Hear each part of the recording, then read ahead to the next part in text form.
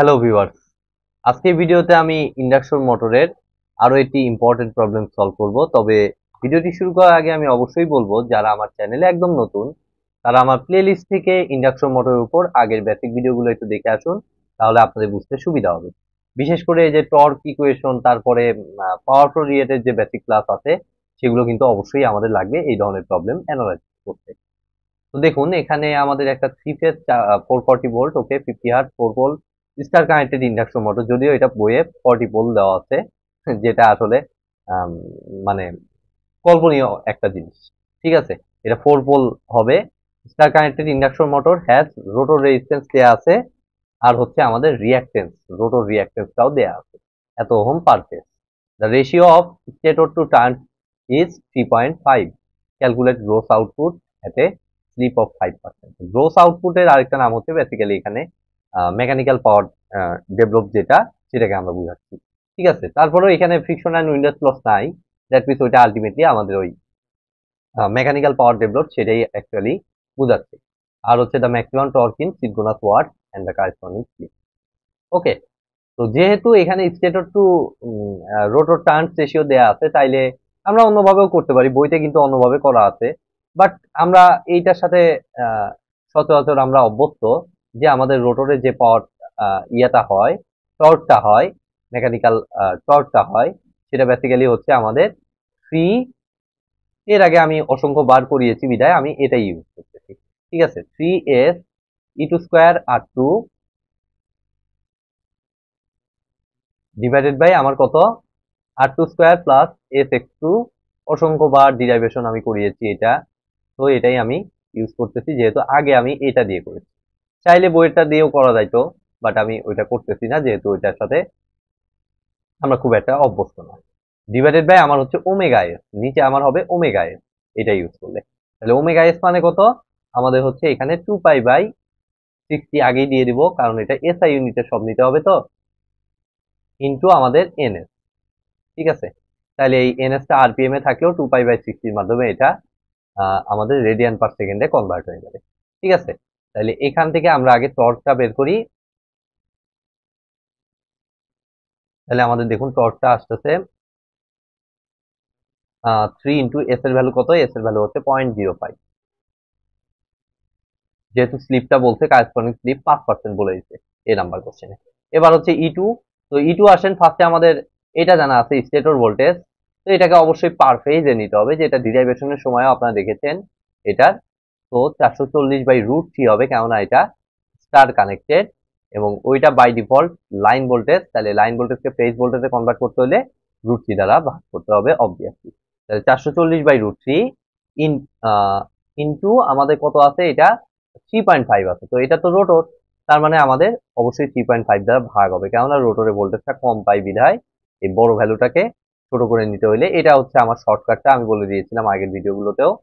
তো এটা উপর স্কোয়ার ইন্টু আর টু কত, আর টু হচ্ছে আমাদের 0.1 ডিভাইডেড বাই আমাদের আর টু স্কোয়ার, মানে হচ্ছে 0.1 এর উপর স্কোয়ার, প্লাস এস কত, s × x2, এস হচ্ছে 0.05 ইন্টু x2 হচ্ছে 0.9 দিচ্ছে আমাদের। ঠিক আছে, তাহলে এর উপর স্কোয়ার ইন্টু 2π/60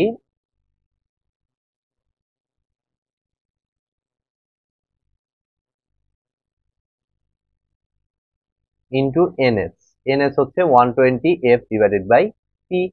তাহলে 120 ইন্টু এফ হচ্ছে আমাদের 50 হার্টজ, ডিভাইডেড বাই পি হচ্ছে আমাদের 4 পোল। তাহলে এটা বিশাল একটা ক্যালকুলেশন, তাহলে আমরা ক্যালকুলেশনটা করে ফেলি step by step. 440/√3 divided by 440/√3 divided by 3.5 এর উপর square into 0.1 into 0.05 into 3 into 60 into 4 divided by 2π divided by 120 divided by 50 divided by 0.1 এর উপর স্কোয়ার প্লাস 0.05 ইন্টু 0.9 এর উপর হোল স্কোয়ার। তো আই থিঙ্ক টি শ্যাফটের মানটা আমাদের আসতেছে 41.834 এত নিউটন মিটার। বাট আমাদের লাগবে হচ্ছে গ্রস আউটপুট, দ্যাট মিনস পিএমটা লাগবে। ঠিক আছে, তো আমরা সেটা কিভাবে পেতে পারি? সেটা পাওয়া কোনো ব্যাপার না। এটা সমান আমি বলতে পারি কি, পিএম ডিভাইডেড বাই কি, পিএম ডিভাইডেড বাই আমাদের কত, ওমেগা আর। ঠিক আছে, মেকানিক্যাল পাওয়ার ডেভেলপের ক্ষেত্রে কিন্তু নিচে কিন্তু রোটর ইয়েটা চলে আসবে। ঠিক আছে, তো এটা সমান অ্যাকচুয়ালি হচ্ছে আমাদের কত, 41.834। তো স্লিপের মাধ্যমে এখন আমাদের ওমেগা আরটা হিসাব করে ফেলতে হবে। তাহলে ওমেগা আরটা দেখুন আমাদের আসতেছে, স্লিপ যদি আমরা দেখি, NS minus NR divided by NS. এখান থেকে আমরা যদি এন আরটা হিসাব করি তাহলে আমরা ওমেগা আর পেয়ে যাব। ঠিক আছে, তাহলে এস হচ্ছে আমাদের কত, 0.05, আর এনএসটা হচ্ছে আমাদের, এনএসটা এখানে বের করে দিই না, ওকে, 120 × 50 মানে 5×60, 6000/4, 1500 আসবে। ঠিক আছে, তাহলে এনএসটা হচ্ছে 1500 মাইনাস এনআর ডিভাইডেড বাই নিচের এনএস হচ্ছে 1500। তাহলে এখান থেকে আমরা ইজিলি আমাদের ইয়েটা পেয়ে যাব। ঠিক আছে, এনআরটা আমরা পেয়ে যাব, সেইটা নিয়ে গিয়ে এইখানে বসিয়ে দিলেই আমাদের কারেক্ট ভ্যালুটা চলে আসবে। ঠিক আছে, তো এটা আলটিমেটলি আমাদের আসতেছে দেখুন 1500 × 0.05, দেন 1500 থেকে এটা মাইনাস, তাহলে 1425 আরপিএম আসছে। তো এখানে কিন্তু ওমেগা এস হয়েছে, আবার এখানে এসে কিন্তু ওমেগা আর যখন আপনি মেকানিক্যাল সাইডে নিলেন। ঠিক আছে, এই ভ্যালুগুলো কিন্তু এই জন্যই আমি ডিরাইভেশনটা দিয়েছি। আপনার ডিরাইভেশন দেখলেই বুঝবেন যে এটা কেন ওমেগা এস হয়ে থাকে। তাহলে এখন দেখুন আমাদের পিএমটা অ্যাকচুয়ালি আমার দাঁড়াচ্ছে 41.834 এর সাথে এই 1425 আরপিএমটা মাল্টিপ্লাই হবে, বাট তার সাথে অবশ্যই এসআই ইউনিট অ্যাড করতে হবে। আরপিএম থেকে আমাদের এসআই ইউনিটে কনভার্ট করলে আলটিমেটলি দাঁড়ায় 2π/60। ঠিক আছে, তো এটাকে অবশ্যই মাল্টিপ্লাই দিতে হবে, তা না হলেই ভুল হবে। তাহলে এখন দেখুন 1425 × 2π ডিভাইডেড বাই 60 ইন্টু 41.834, তাহলে মোটামুটি আমার আসতেছে 6242.706। ঠিক আছে আমাদের রেজাল্ট, বাট বইয়ের সাথে এটা একেবারে অবান্তর একটা ভেরিয়েশন দেখা যাচ্ছে। ঠিক আছে, বাট কেন এটা হচ্ছে, তো দেখি আমরা একটু। বইতে দেখবেন যে এত ওয়াট, বইতে দেখবেন যে অ্যান্সার মনে 7250, যাই হোক, তার ঠিক পাশের লাইনটায় লেখা আছে 330 × 0.95 ডিভাইডেড বাই 0.05। এটা হিসাব করে কিন্তু আসে, আপনি ক্যালকুলেটারে ওইটা বসিয়ে দেখুন, আপনার আসে হলো 6270। বাট তারা কি হিসাবে ওইটা 7250 দিছে আপনিই বলুন। ঠিক আছে, সো আপনি ভেরিফাই করলেই দেখতে পাবেন এটা অ্যাকচুয়ালি ওদের হিসাব অনুযায়ী 6270 আসে, আমাদের আসছে 6242.706। এইটুকু ভেরিয়েশনের কারণ হচ্ছে এই দশমিকের কম বাড়া, দশমিকে এই যে এই জায়গায় তারা 72 এই পুরোটুকুকে 72 সামথিং বিবেচনা করতে, এরকম বেশ কিছু হিসাবে তাদের ভেরিয়েশন আছে, যার জন্য 6270 জায়গায় আমার 6242 আসছে। সো সিরিজাল বইতে এটা আমি ইয়ে করতেই পারি, কারণ আমার এই ক্যালকুলেশনটাই কিন্তু মোর অ্যাকুরেট এবং সব জায়গায় এই প্রসেসেই আমি ক্যালকুলেশন করে যাচ্ছি। তো এটা ঠিক আছে আমার। দেন আমি দেখবো হচ্ছে আমাদের নেক্সট পার্টটা, maximum torque, B number, maximum torque. Okay, maximum torque দেখছি, আর কিছু দেখতে হবে না আমাদের, R2 = S × X2, এটা আপনারা জানেন অলরেডি। ঠিক আছে, আমি অসংখ্যবার দেখিয়েছি ম্যাক্সিমাম টর্কের কন্ডিশনটা হচ্ছে R2 আর SX2 টা সমান হবে। তাহলে R2 এর ভ্যালু দেখুন জানা আমার 0.1, আর SM টা আমি বের করে নিব, আর X2 হচ্ছে আমার কত, X2 হচ্ছে আমার 0.9। তাহলে এখান থেকে আমাদের দেখুন SM এর ভ্যালুটা দাঁড়াচ্ছে 1/9। ঠিক আছে, তাইলে এখন আমাদের কি বের করতে হবে, maximum torque in synchronous watt, maximum torque in synchronous watt. আচ্ছা, ম্যাক্সিমাম টর্কটা চাইছে, আর কিছুই না, এটা maximum torque in synchronous watt. ও sorry, maximum torque in synchronous watt. ঠিক আছে, এই ম্যাক্সিমাম টর্ক কন্ডিশনে আমাদের সিনক্রোনাস ওয়াটটা কত হবে, অর্থাৎ পিএম ভ্যালুটা চাইছে। তাইলে এই যে এই ইকুয়েশনটাতে সব সেম থাকবে, জাস্ট এস এর ভ্যালুটা চেঞ্জ হয়ে যাবে। ঠিক আছে, তো আমি এত বড় ইকুয়েশন আর বসাচ্ছি না, আমি টিএম কে দেখুন সরাসরি আমি একটু হিসাব করে নেই। এক্ষেত্রে TM TM prime, TM M মনে করলাম। ঠিক আছে, এম এ এম তে ম্যাক্সিমাম, এটা প্রাইম বাদ। তাহলে এটা দেখুন আমি সরাসরি ক্যালকুলেটার বসাচ্ছি এই বড় ইকুয়েশনটা।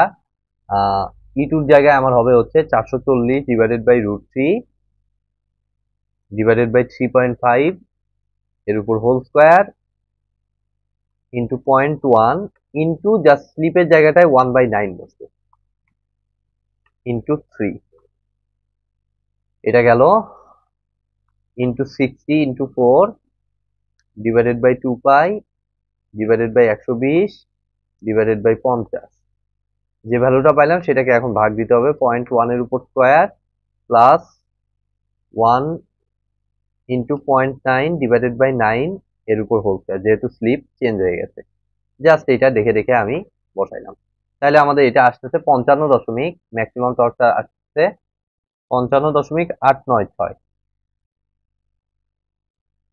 জাস্ট এটাকে এখন এত নিউটন মিটার, আর হচ্ছে এখান থেকে এই যে এটার মতো জাস্ট ওমেগা 8 দিয়ে মাল্টিপ্লাই করলেই আমাদের পি আরটা পেয়ে যাব, পিএমটা পেয়ে যাব, সরি পিএম ফর ম্যাক্সিমাম। এটা তাইলে এই 55.896 যে রেজাল্টটা পাইলাম এটার সাথে জাস্ট মাল্টিপ্লাই করে দিব 2π/60 ইন্টু হচ্ছে আমাদের স্পিড কত 1425 আরপিএম। তাহলে এটা হিসাব করলে আমাদের 8341, অনেকখানি ভেরিয়েশন এটা হবেই,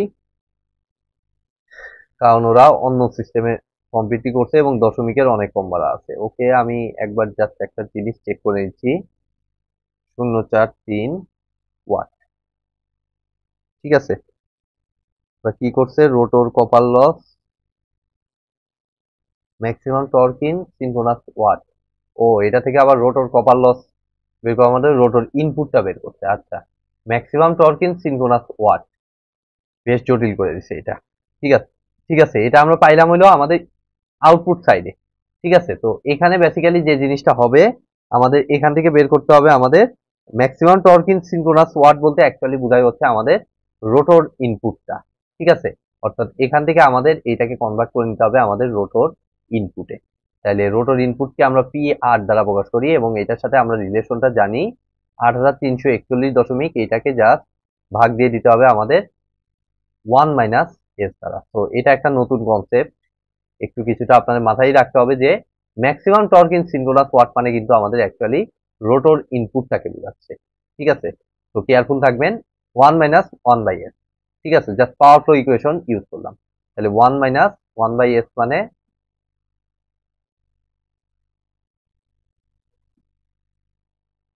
সরি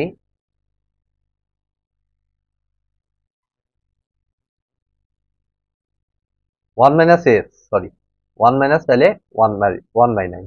তাহলে এটাকে জাস্ট ভাগ দিয়ে দিব আমাদের 1 - 1/9 মানে 8/9। এটা দ্বারা ভাগ করে দিলে আমাদের মোটামুটি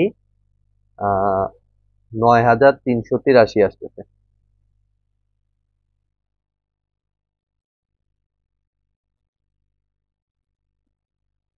অনেক ভেরিয়েশন হয়ে যাচ্ছে, একটা ভেরিয়েশন কেন হইলো, লেট মি চেক।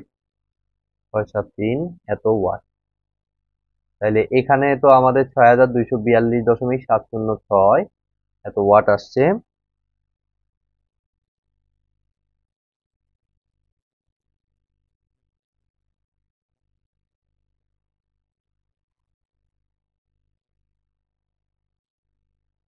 এটা 55, এটা 41। আচ্ছা, এই ভ্যালুটা একবার চেক করে দিই, 1500 ইন্টু 0.05 1425। আচ্ছা, আমি এইটাকে আরেকবার একটু ক্যালকুলেশন করে নিচ্ছি। দেখুন, ই2 হচ্ছে আমাদের 440/√3/3.5 এর উপর হোল স্কোয়ার ইন্টু R2 হচ্ছে 0.1 ইন্টু 0.05, 0.05 না sorry, into 1/9 into 3 into 60 into 4 divided by 2 pi divided by 120 divided by 50 divided by 0.1 এর উপর স্কয়ার প্লাস 1/9 ইন্টু 0.9 এর উপর হোল স্কয়ার। তাহলে আমাদের 55.896 আসতেছে। তার সাথে মাল্টিপ্লাই করতে হবে কত, 2 pi/60, তার সাথে মাল্টিপ্লাই করতে হবে 1425। তাহলে আমাদের 8341.043 আসতেছে। সেটাকে ভাগ দিতে হবে 1 - 1/9।